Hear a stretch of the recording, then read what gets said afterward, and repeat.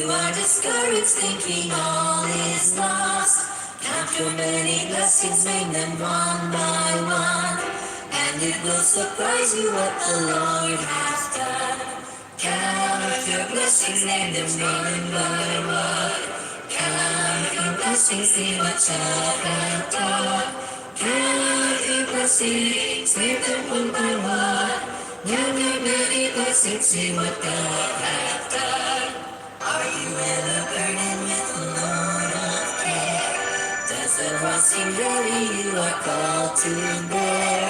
Count your many blessings, every doubt will fly, and you will be singing as the days go by. Count your blessings, name them one by one. Count your blessings, see what God has done. Count your blessings, name them one by one. Count your many blessings, see what God has done. When you look at others with their lands and gold, think that Christ has promised you his wealth untold. Count your many blessings, but he cannot buy your reward in heaven or your home up high. Count your blessings, name them one by one. Count your blessings, see what God has done. Count your blessings, name them one by one. Count your many blessings, see what God has done. Count your many blessings, see what God has done.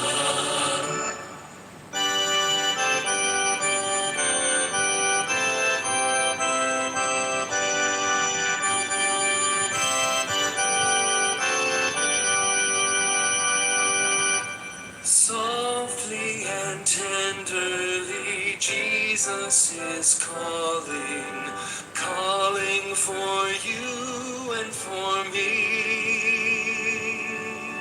See on the portals, he's waiting and watching, watching for you and for me. Come home, come home, ye who are weary, come home. Earnestly, tenderly, Jesus is calling, calling, oh sinner, come home. Why should we tarry when Jesus is pleading, pleading for you and for me? Why should we anchor and keep not his mercies, mercies for you and for me? Come home, come home, ye who are weary, come home. Earnestly, tenderly, Jesus is calling, calling, oh sinner, come home. Oh, for the wonderful love he has promised, promised for you and for me. Though we have sinned, he has mercy and pardon, pardon for you and for me.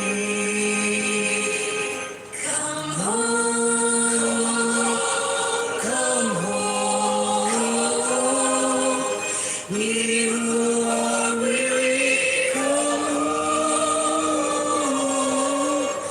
Earnestly, tenderly, Jesus is calling, calling, oh sinner, come home. One more.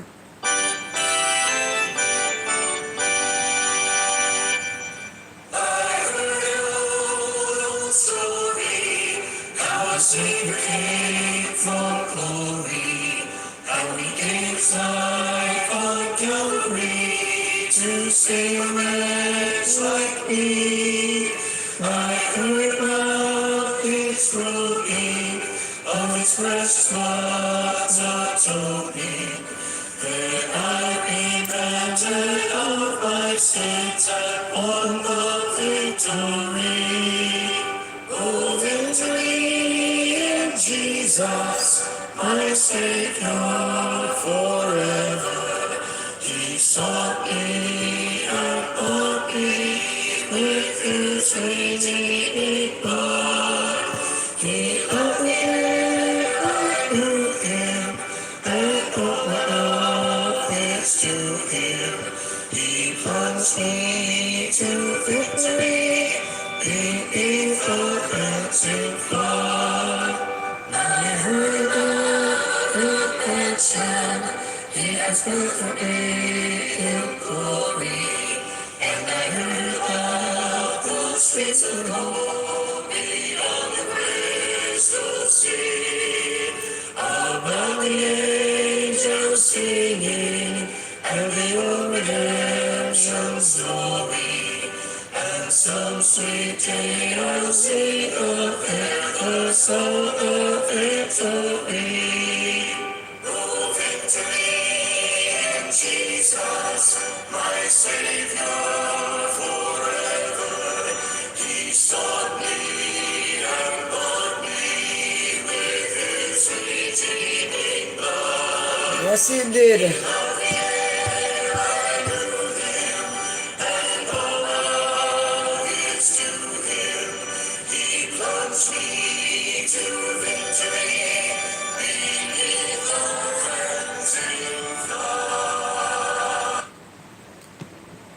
Good night, everybody. Welcome to you all. These are my traditional hymns that I've been listening to all day, so I thought I'd share a few of them with you. It's a wonderful, combination of songs that we can listen to. So how's everybody doing? Everybody good? Let me say good night to some people. Welcome you all. Remember, while you're on, to share the live and invite somebody to come on and give it a thumbs up while you're at it. So go ahead and share it. Good night, London. Oh, Lorna. Good night, Lorna. How you doing? And Silver Fox. Good night to you too. Carnell. Good night to you all. Good night, Joan. Good night, Joan. Marie. Winsome. Good night. Everybody good? Give me a thumbs up if everybody good. No, let me see it. Let me see if everybody good. Everybody good? Everybody in a frame of mind to think that tonight is really a somber night, you know. It is, but I don't believe that where the good Lord is leading me. Yeah, man, let me see the thumbs up that you're good. All right, you good, you good. All right, you good, and you good. Great. I don't know if where the good Lord is leading me tonight is all that somber. But we know that tonight we come to talk to Justice Sykes, and that's the only topic. I know we have a lot of things to talk about going on, and probably next Tuesday, but just tonight going to be a pretty short live, just to talk to pastors, because Justice Sykes is a pastor for some church somewhere about the place. I don't know. And like all pastors, they have, things to do. There's a crusade going on in the community by the Adventist Church, the Washington Gardens, Seventh-day Adventist Church, which is down the road there, so where they have been very close to the community, closer than my own church. The Washington Gardens Seventh-day Adventist Church have been closer to the community than the Anglican Church, my church, ever since Father Garden left. When Father Garden was here and Ernie Garden was here, Washington Gardens couldn't chat to me, but Washington Gardens Seventh-day Adventist Church is the church. So they have this crusade going on for the last 2 weeks. It's a 1 month crusade. And Pastor Thomas have been hounding me to come. So his brother Flynn and brother Ellis, and everybody hounding me to come to the crusade. The crusade runs from Saturday to Wednesday. them rest on Thursdays and Fridays. So I thought I'd mobilize my crew yesterday. We mobilized last week to go on Thursday, and that's when we know that them don't keep on Thursday. We never even noticed it. But I mobilized my crew, and all of us went to church last night. All of us went to church last night. And there are some things about the Seventh-day Adventist Church that, I never know that this was what it was all about over there. The theme of the crusade is healthy lifestyle. Jesus, healthy lifestyle. I don't remember the last part. Jesus lead to Jesus, and apparently each night they have a doctor that talks about specific medical conditions, and they don't do it in a dead, uninteresting way. They do it by involving everybody in the audience, and the audience. As I sat down, I saw the audience all ready for everything because they have been going every night, so they know what was coming. Me and my crew don't know. We did it. And the doctor went up and she said that tonight's topic is leper something to do with when rat and dirty water. She mentioned Melissa and all of that. You know the word. I bite my tongue, you know the word. Pyrosis or something like that. And while she was talking about it, she talked about it and she engaged a conversation. How many of you know what that is? Everybody talk. How do you catch it? Everybody. Yes, leptospirosis. That's the word. Thank you so very much, Martin. Yeah. And everybody was so engaged. About 3 or 4 minutes she talked about it because every night they do it for the last 3 weeks. And afterwards, there was a quiz thing, true or false. And the audience get to answer. The young fellows then in the church doing the quiz. And it's engaging, which is why so people over there, It's a kind of crusade that keeps you, keep your eyes open. You can't sleep. Not even the pastor preaching could make you sleep because him is quite another thing, another level by himself we were talking about last night. There's a reason why I'm telling you this. And after them do the quiz thing, they do the greeting thing where everybody go around and shake hands and greet people and going on with all kind of things, and that is also fun. It's not just a handshake, but it's also a hug and genuine smiles. And you have to forgive me. I haven't been to church for a long time. I truly haven't. I went New Year's Eve night. But and I've been to Seventh-day Adventist Church quite a number of times, mostly burying a senior citizen, of which I am the star of that funeral because I'm here for talk. So that's the only time I got down there. And I remember when they were opening some wing and Ronnie Twist was a guest speaker and I was there for the community. So there's those things. And then went on and on and on. The other thing is that them have them screens, them television, them graphic artists, them people, as pastor say one word, the whole thing fly up on the screen. You think it's a well-run business, quite frankly. And they were just there doing that. And then the highlight of the night, well, not the highlight, several highlights. One of them is when they ask visitors who come in for the first time to stand. So me and my crew stand. I think that's the biggest night so far in terms of new people coming. They were excited about it. So we stand up, and after we stand up, there's a group, an entire group from the church that is just supposed to go out and give us a next welcome and give us a book. I left the book in the car.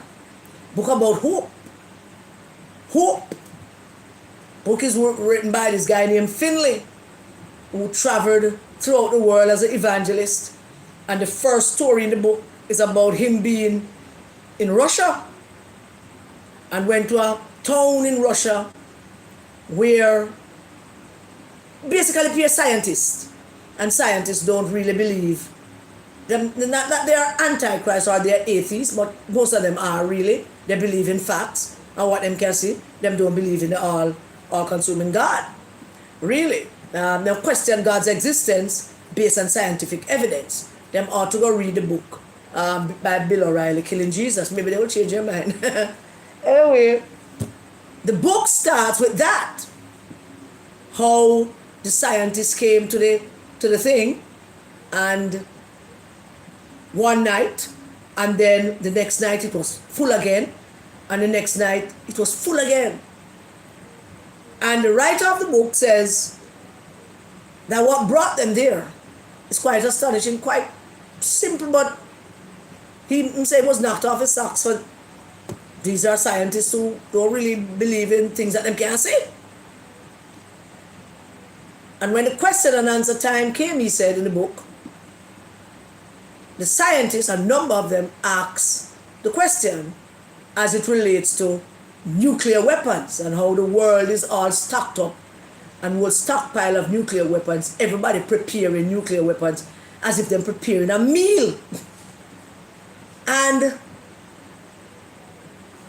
the questions from the scientists,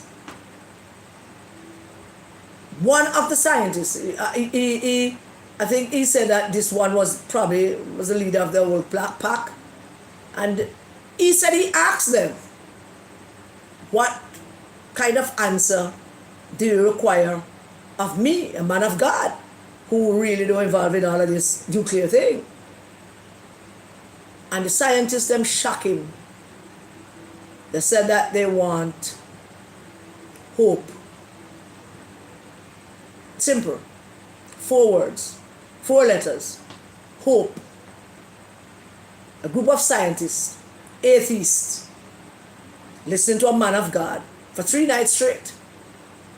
At the end of the 3rd night, and they have the big question and answer thing, they ask him what can he offer to them in the form of hope. Just hope. And it bugged me the whole night. Last night. I didn't read, I think I read about 4 pages of the book. Don't read the rest of it yet. It's going to be my traveling companion. I'm going to read it when I'm on the road, I'm bored. And bugged me the whole night. Hope. And it's amazing that a group of scientists talking about the proliferation of weapons, mass destruction, and everybody stockpiling like a meal. And then now, the war down in the Middle East, which Mr. Trump says is not a war. Take him word for it.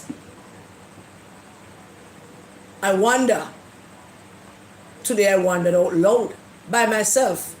I do that from time to time. I do that more often than I care to admit. The yard is empty. So that me alone and the dogs and the birds. And I'm cleaning kitchen. And wondering out aloud. I wonder, does the Israeli citizens and the Iranian citizens, are there any in their homes, wherever it is, saying to themselves, who can offer us some hope? I wonder that. I wonder people clamoring for that. Hope that it will finish. Hope that the people don't die. Hope that it won't escalate. Hope that this and hope that and hope it done quick, and hope that my family stay alive, and hope that my house still, and hope in this and hope in that. Just hope. Plain and simple. People want hope. Just that. I'm going to tell you why I tell you this, but I want to finish the Seventh-day Adventist thing. The pastime come on with what excitement. Laptop, all kind of visuals and 2 screens. I mean, you can't miss nothing. It's like it was a well choreographed Hollywood. I mean, Hollywood have not on them. The Seventh-day Adventist Church. And them have all kind of equipment on the upper our ball field, safe and sound for the last 3 weeks. And them keep them service. And his sermon is also along the line of healthy lifestyle. And he said that they clearly have been talking about a number of illnesses and things that can kill you and you can prevent. So last night, his was about diabetes. And him start off with the graphics of young girls and older men, because his thing is, he make it clear to us tonight, I want to talk to you about sugar daddy. Just so just blow up the whole thing under the tent. Sugar daddy we're talking about tonight. You know, everybody must want to laugh. Sugar daddy. And it went on for a long while about how enticing and attractive a sugar daddy is. And when the sugar daddy come check him, little thing, and she look out for him, and him get him sweetness, and she get for her niceness. I mean, him went on. I have to go sit down and have a discussion with Pastor Thomas. But he used that sugar daddy thing to grab everybody's attention, to focus on what he was going to say for almost 40 minutes. Talking about our intake of sugar, the things we eat, the things we should not eat. Then he gave the story about the prodigal son. How him became a sugar daddy. I mean, how him look at him father and him say, give me my half of my money. What me forget, just give me a go away. And him go away and he became a sugar daddy. Him gamble, him drink, him go out pay things, a whole heap of girls. Then the pastor say, and you know what happened when the sugar daddy leave? When the sugar daddy leave, you're sick now. You have nothing now. It's all about the sugar intake. All about that. But he made it a life story. I thoroughly enjoyed myself. And since Pastor Thomas is telling me that I'm watching, I know Brother Ellison watching. Thank you, Pastor Thomas. It was a wonderful sermon. The sugar daddy sermon. I look like them record them and all of that, the sugar daddy sermon. And all of that. So I think I might visit again, since next week is the last week, to hear what, just Monday, to see what that topic is going to be about, healthy lifestyle. Jesus is a connection, or connect with Jesus, something like that. Wonderful service, wonderful thing. Congratulate the Washington Garden Seventh-day Adventist Church. See, Brother Flynn, I told you I was going to do that, and you say, I don't need to do that, but I'm doing that. Sugar daddy. So all of the young girls out there, be careful of the sugar daddy. Whatever that is. The other reason why I'm telling you about the book, and what Pastor Finley said in the book about hope, is that last Tuesday, day before yesterday, a group of women, and yes, some men, descended on the Emancipation Park in black, except me. There were one and two people. Me looking company, so I'm going to tell you there was one and two people that was not in black. I'm not too certain about that, but never say it. But there were. We descended on the Emancipation Park. Under cloudy skies. And a calm, cool evening that was devoid of any kind of heat, which was the first thing that garners my attention.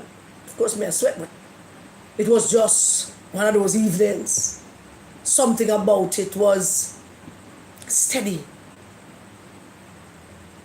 And without a shadow of a doubt, I felt the presence of God.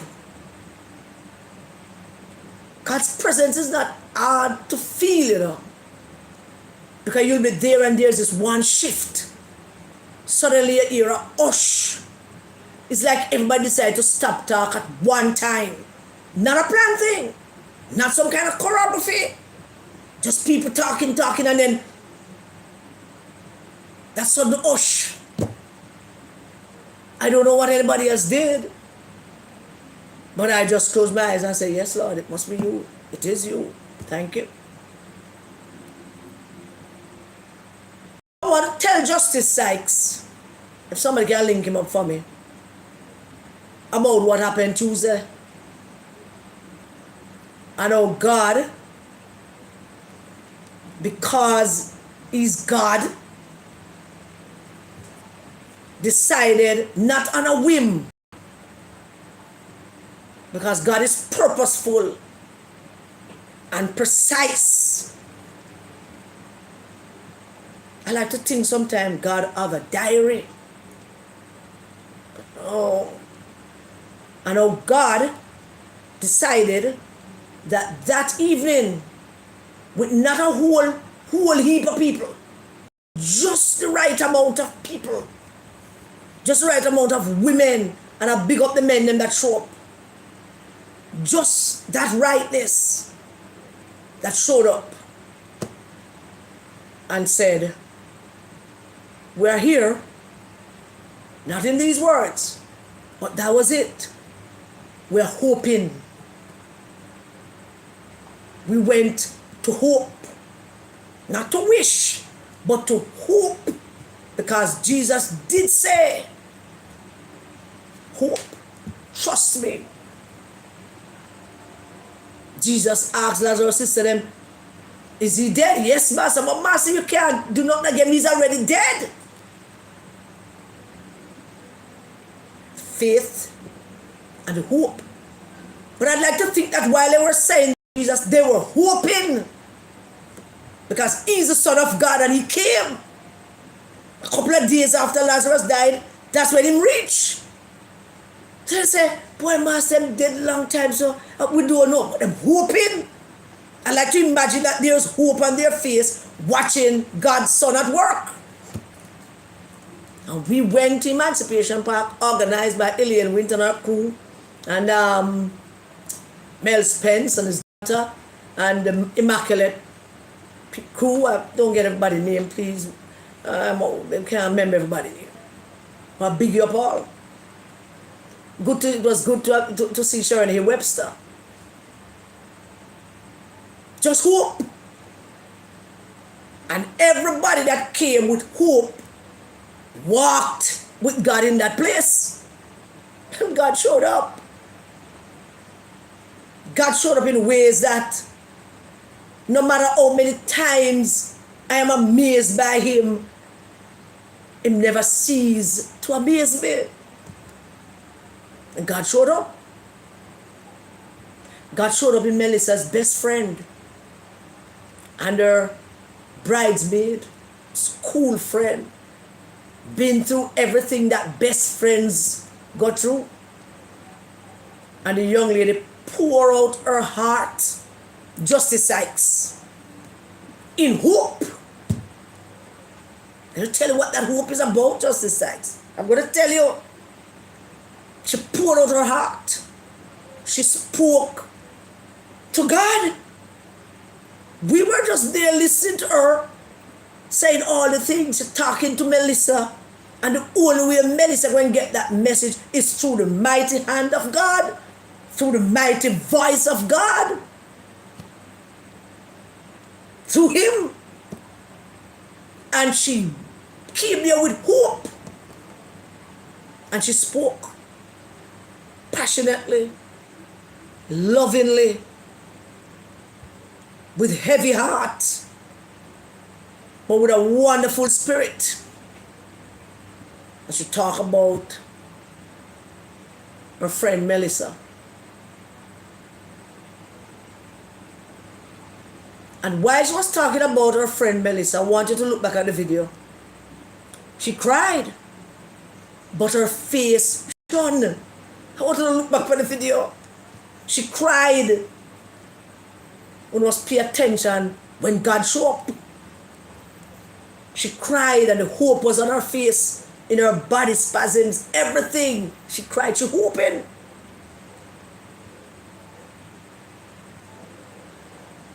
The one that really got me was Melissa's friend.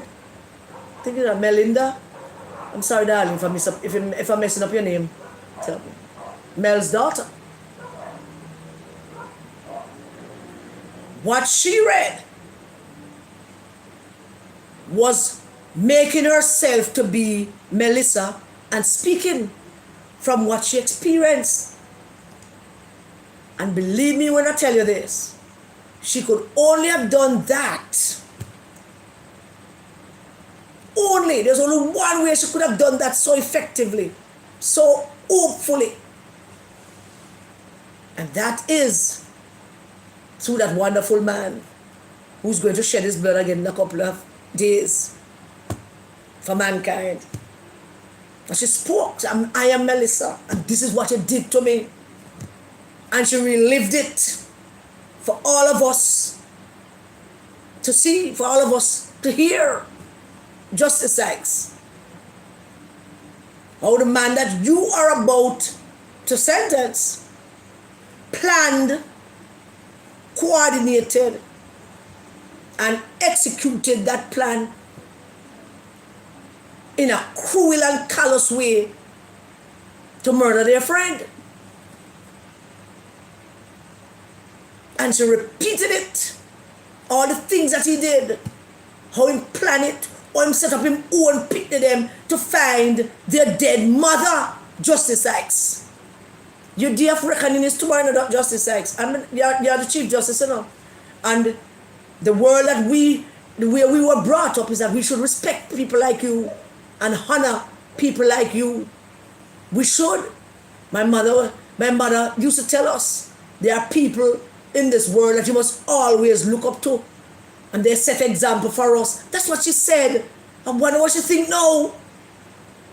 That used to be Justice Sykes. I don't think it is anymore, but some of his own children to find their mother dead. And she cried and her body shook. And the pain. And after the pain subsided, the hope, Justice Sykes. I'm going to tell you what the hope is all about, soon tell you. But the hope, how we move from one thing to the other, how we plan, how we orchestrate it, and kill their friend. And then the pain in that young woman's voice and her face came, speaking about how him engaged in very family who never liked Melissa to do all kind of things, to see her the way that they did, to come in her house and fix things on a tile over floor. In the wake of her death, her spirit was lingering still. And they were there in her space that this friend is saying she would be pissed about. But he did it. It's part of the cruelty. Justice Sykes. Part of his cruelty, part of his mindset. That I'm going to kill her and this and red that happened to her. They spoke. They wept. Some cried openly. Bawl even. At one point, there was not a dry eye in that place. Hope. You know where else the hope was? Justice Sykes. Look at Sykes. The women who lined off and holding up the placards. And the motorists and the Jamaican people that passed by and slow down. Wind on them glass. And put up a hand or something. Hope. Hope was what was sought on Tuesday. It wasn't a will-nilly thing. And for those who talk about it flop, I don't go where? I want to flop. I want to flop. I want to win a damn election, but when the time come, I want a strategist and tactician. I want to flop. That was an amazing absolutely amazing protest of hope. Not them call it so. He's saying that. Just hope. Hope for what? Justice Sykes. Hope for what? Because if I did all of that,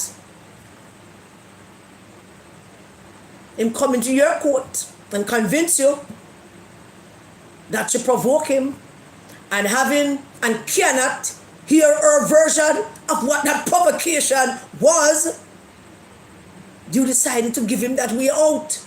All right, just as she provoke her, will tell you what she say. What she say? She say, you ready? Okay, yes, we accept it. Justified reason. She provoke you and tell her, say, you're a red man, you're nasty looking at you, what's going on with your business. Justifiable reason for kill her, take a manslaughter thing. That's what you did. You and the DPP. But it was all about hope when True said. Hope that tomorrow morning you will find a pastor in you. But I don't know if we can. I have never seen Justice Sykes so busy that I've seen him for the last week or so, looking almost giddy, and nice suit and tie, and looking like a big, strong African man. Never seen him so, looking all giddy, demanding money for him to run him one money in a court. Out and about. I've not seen him so busy for a long time. Like him know something we don't know. Them things that worry me. I'm not about to know about them things that worry me. Hope, Justice Sykes. Hope that you, the only man who can serve up justice and revenge, and yes, revenge, yes. People want revenge. Justice, revenge, same thing. Put them together, same thing. This is not one of those things where you turn the other cheek. Jesus is an idiot. Not at all. This is not one of them things. This is one of them things where Jesus was going at the temple and pitch it over, beat over everybody and kick over every damn thing and mash down the place. Remember that one there? Just society your pastor, you should know. This is one of that. Yeah, this is one of that. This is one of that when God tell the Amalekites, I'm going to kill one of them, murder one of them.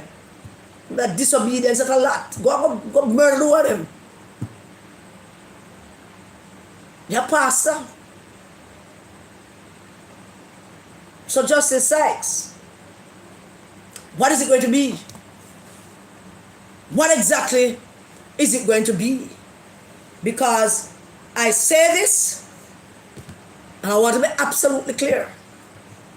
This is not a threat or any kind of promise or anything. I'm just saying to you in as honest a way as I know how. Tomorrow, March 6th, is D-Day for you. You either go and land on the beaches of Normandy and stand up with your gun in your hand, or you can land flat on your face. It's one way or the other. There's no two. You either went up on the good guy's side or you're up on the bad guy's side. Tomorrow, March 6th is a day when you choose who are you representing. Is it the women of this country? Is it justice, truth, be ours forever? Or is it Mark Golding you're going to defend? Which is it? You're going to stand for Mark Golding and all of them who involved, whether unwittingly or wittingly? Are you going to stand for them, defending them, Justice Sykes? Or you're going to stand up for the most vulnerable women in this country? Are you going to stand for Melissa? Are you going to stand for Melissa's children who found their mother's body dead? Who are you going to stand up for tomorrow, Justice Sykes? And you can't, in an argument about the law, and the law, and the law. This is in your hands. The law. The law is not about law and writing. It's about emotions. That's what the law is about. Everything is emotional in the law. And this couldn't get any more emotional than it is right now. And should you, Justice Sykes, decide that you are standing up for Mark Golding and Peter Bunting, whose wife was also up there, and Dr. Dawes, and the Tapanars crew, the PNP, the who of them went up there and do things, and all the Tapanars them were fix up backyard and tile out back place. Should it be that you're standing up for them, then you will also be guilty of manslaughter. Justice Sykes. In 1939, Agatha Christie wrote this novel called And Then There Was None. It became a play. There was a play about it first, might have been about 1941 or so. And then by 1945, I hope I have history right. God, I should have really checked this out first, but I hope I have history right. About 1945, it became a movie. The first, it was in black and white. But then there was a modern version of it as well. And then there was none. You must know the story very well, Justice Sykes. We're a judge who presided over a series of cases where a number of persons in the book, in the Agatha Christie's book, it was 10. In the play, it was 8, because the play changed a little bit, where it ended up having one couple who got away because they were innocent and they fell in love, so love kind of winning that one. It was a twist. It wasn't really a story, but it got a twist. In the 45 version, it was 8. In the version that I saw, might have been probably something in the 80s or 90s, might have been made them time, right? Probably late 90s, maybe early 90s, mid 90s, we don't know. One of them time there. It was about 6, I think, or 7 of them. But in the book, and I'm speaking from the book because it is more detailed than any of the movies, the judge presided over these cases where all of these people were guilty. Every single one of them. Rape, murder, robbing people, some other things. And he felt, the judge, that the lawyers that represented these people were better than the prosecutors, and his hands were tied. Afterwards, his conscience was bothering him because he realized that as a judge, his hands were not tied. He could have meted out the justice that was required for them, but he did not. And they all walked free. So he designed an elaborate plan. Rent this big place on an island, a very secluded place, and invited all of them over for the weekend. And like stupid people, they all went. And one by one, he killed them. And before he killed them, he reminded them of their sins. One by one. Are you going to be that judge? Justice Sykes? Are you going to be that guy? Are you? Or are you going to defend justice in the way it should be defended tomorrow? A clear and solid handdown of justice for Melissa Silvera. How about it, Justice Sykes? Whose side you are on? That's all it boils down to, Justice Sykes. Whose side you dip on? Whose side you dip on? Because should it go south, you clearly dip on Mark Golding's side. A side is a side choosing thing tomorrow. Clear and simple. Side choosing. The 200 plus people that showed up, at Emancipation Park. Is their side you're on? Or Mark Golding and Dayton Campbell and Dr. Dawes and who for side? Melissa's children who found their mother's body? Whose side you on? Whose side you on? Because you already cut Mark Golding and them some slack. You give me manslaughter plea and by thus prevent Mark Golding from testifying, and he would be witness number one. He would have been witness number one. And him get the call first, and him put it out, and tell the whole away that Melissa Silvera died peacefully in her sleep. We want kind of find out how he knew that. What part he played of that? Was that a script? They would like us to believe now that Silvera wrote them all in and duped them into, it must be a mastermind. That a simple half idiot like that who's unemployed and unemployable could have roped in a big lawyer, an investment banker. A big lawyer, an investment banker. And Sylvia just roped me in and said, and this happened, and you more put it out for me because I'm not up to it right now. Injustice, Sykes. A side's taking tomorrow, you know. Tomorrow's side taking. And one way or another, the only thing that anybody out here, the entire country, the only thing that we have tonight is hope. Hope that you're going to choose justice over Mark Golding, that you're going to choose justice for Melissa, that you are going to choose justice for Melissa's children. They're going to grow up, you know.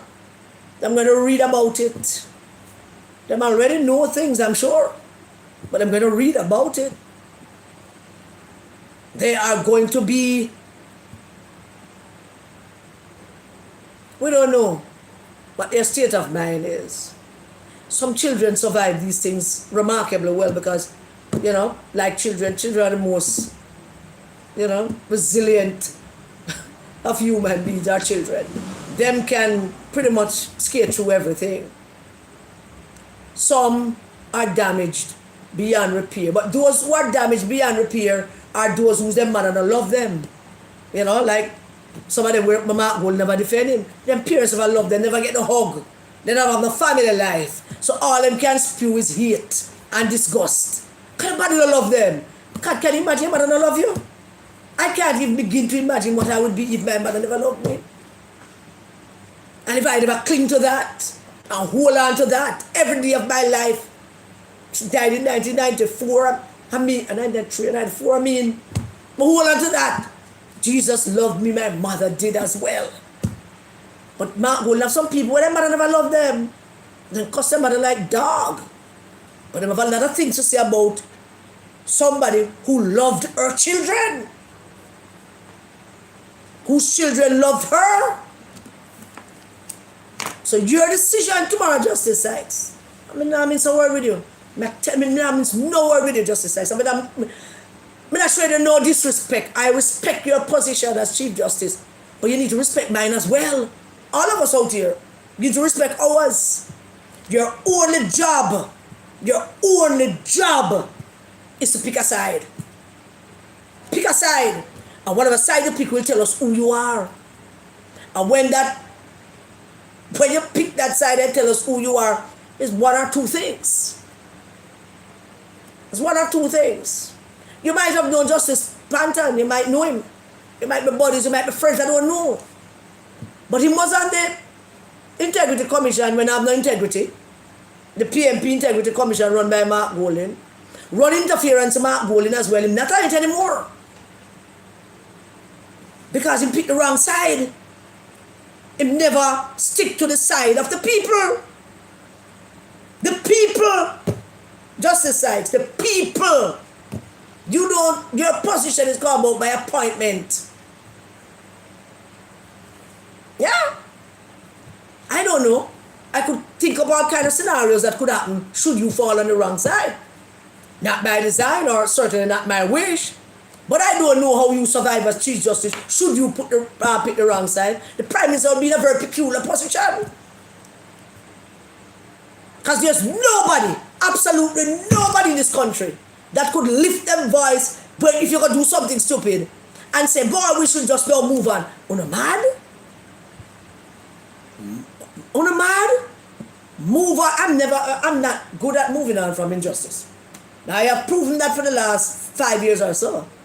That when it comes to injustice and betrayal and lack of patriotism and one's non-love of one's country, I am unforgiving.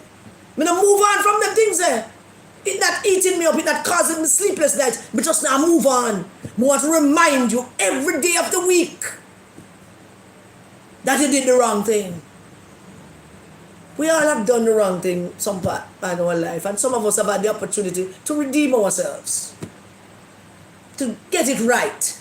Not 100%, but to fix some things and get some things right. This is something on your broad shoulders, and I see those broad shoulders. I was commenting to somebody. I saw your picture, and I said, that man is a purebred African man. Nothing in him to mix up. I hope I'm right. But nothing. There's nothing anybody could come out here and say that could calm the country down.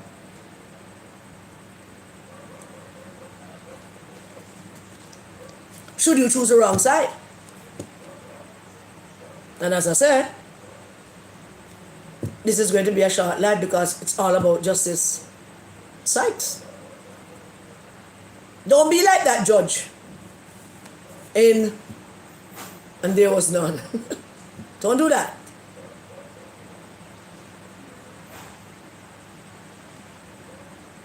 When judges make decisions, I tend to believe wrongly, because you're wrong in this belief. All you judges in the court are wrong in this belief that justice is about the facts. Yes, it's not all about the facts. It's not just that. It's the facts and the emotional, the investment of emotions. Certainly not in a case like this. Can you imagine? The man who chop up his wife did that, he would look up, go find him mother, chop up in the room and shout for the neighbor. It was a provocation. Some liar fiend probably tell him to do that already. So she provoke him and him chop her up. You think very carefully, Justice Sykes, about what precedent that going to set. To tell people that you, a woman, tell you, say, forgot your mama, you can kill her because if you feel provoked enough. Are you provoked enough? Did it rile you up? How much riled are you? How riled are you? Because the law is saying that if you're riled to a particular point, you can murder somebody. And you want to go into court and quote the law to some people and expect that our emotions and our hope account for nothing. Injustice, Sykes? Is that how it is? Down in Alabama some years ago, a black man, this is a true thing, very true thing. A black guy, I think he was 19, got a girl pregnant. She was 19 as well. All white neighborhood. She was seeing him quietly. Only he and her few friends knew that they were seeing each other. Her mother and father and grandparents came from deep south, racist Alabama. Never imagined in the wildest dreams that them blue-eyed, blonde-haired princess hanging out with this man, black as star. She got pregnant. And first they threatened to hang him. and couldn't do that because the laws changed. Then them forget about him and focus on her and tell her to get an abortion. And Mary is going to drive her to this, and them have doctors that she's going to get an abortion because she have to go to college just a couple months from then. And she stood up in that living room and shouted and said, everybody shut up, and they're going to listen to me now. It's my time to talk. And she said, I'm not going to give him a story about love. Of course I love him. But I'm not going to give a story about love. But I'm going to say to all of you right now, here and now, is that I am going to do what is right by this child and what is right for me. Not uno spending a life in hatred and bigotry. And I do not want any picnic for me, where she must have picnic, any child of mine, to grow up with people like uno. And I should say, I am treating this as an opportunity from the same God that you worshiping, who telling you that one set of people better than the other. It's the same God telling me that I must use the opportunity to show you that you're wrong. So walk out, left them.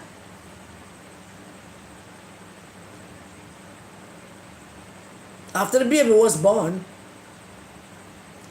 Mr. Man, the grandfather, who was still going on, the father was going on and on with all them friend and company them.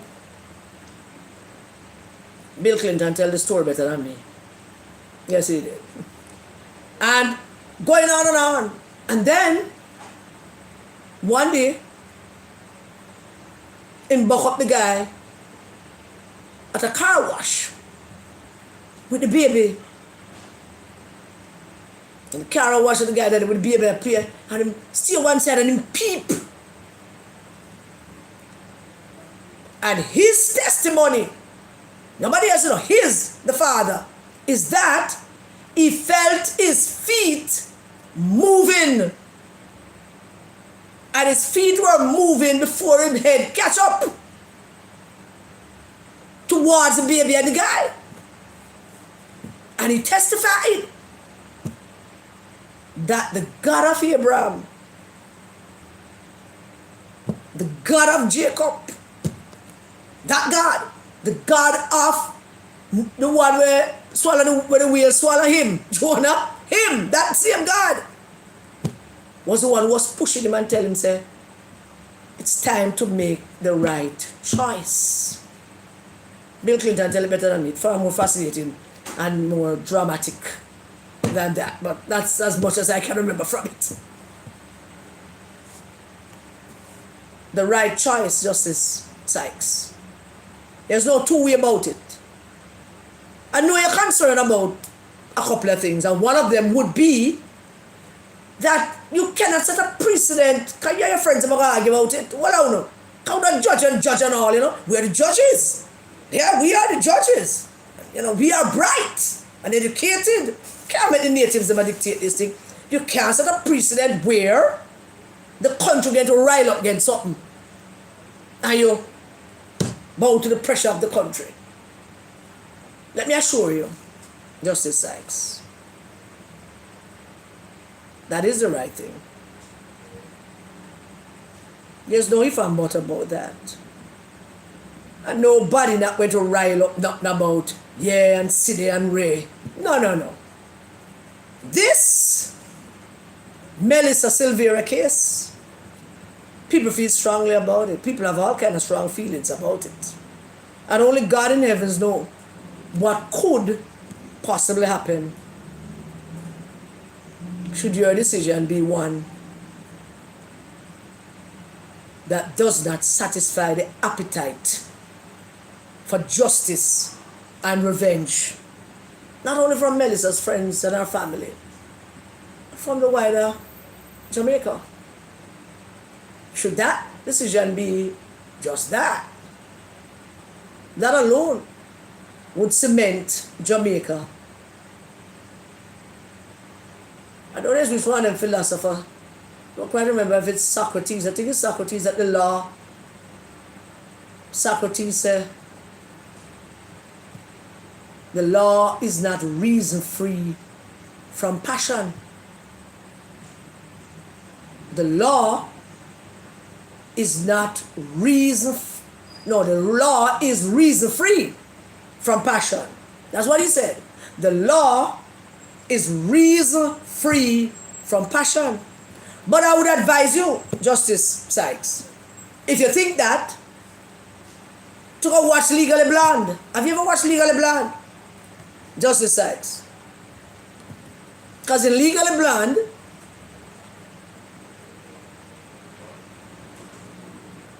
Holland Taylor, who played the middle-aged professor, female professor, wrote that on the board at Harvard. I know it's a movie and it's make-believe and all of that. Some of these things works. And she wrote it. Socrates said the law is reason free from passion. And she asked the class, do you agree? And of course the uppity Titus club members who grew up in a uppity Titus club families all agreed. Oh yeah, Socrates is right. And she said, no, Socrates was wrong. The law is exactly, precisely about passion and reason. I hope you know that, Justice Sykes. You got law school, so you should know that. And we're not going to accept anything other than justice, truth for all. Jamaica land we love. So, who are you going to choose, Justice Sykes? People of the country, Melissa's children, justice for Melissa, or you're going to protect Mark Golden? Which? A strong, thoroughbred black man as you are going to protect the white man, the British tourists? Is he the way to protect? Or you're going to protect this country and send a strong message to men like Silveria and him that these things are unacceptable? You can't plan and orchestrate a murder and then come tell us that she provoked you and you shoot her because she provoked you. Can't do that. So yeah, that's all I have to say to you, Justice Sykes. And we have no more discussion about any other topics. We will talk about all the other things on Tuesday. And I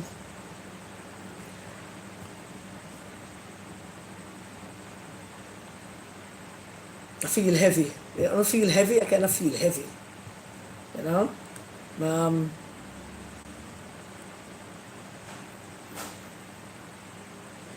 Let us all pray for Melissa. Let us pray for Melissa's children. And let us pray for Melissa's family. Let us pray for our country. And yes, let us also pray for Justice Sykes, because he's in a kind of a pickle as to what I'm going to choose to do tomorrow. So when this life is complete, I want you all to just say a prayer for Melissa and her children and her family, and hope that hope survives tomorrow. All right? Anybody have anything in? We'll check and see if anybody have asked any questions or anything. And then we will. Yeah, we need a Paul willing in these times. That would be going to prison and the key would be locked, would have dashed by the key in a deep sea. Alright, I hear you. War room this Saturday? I don't know. Maybe. I don't know what time is the court. I think it might be 10 o'clock. But there is no time on the court schedule. It just, court is in session because they're not count with. So there's no timing on the schedule. And Michelle did check. I did ask Michelle to get the court schedule, and what she got is nothing more than nothing. Just quarter keep. No time. No nothing at all. So there it is with that. So let us end this live by saying justice for Melissa. Anybody want to say anything? Anybody want to call? You know, take the call mode, but justice for Melissa. And that is all we are asking for. Nothing else but that. Yeah? So,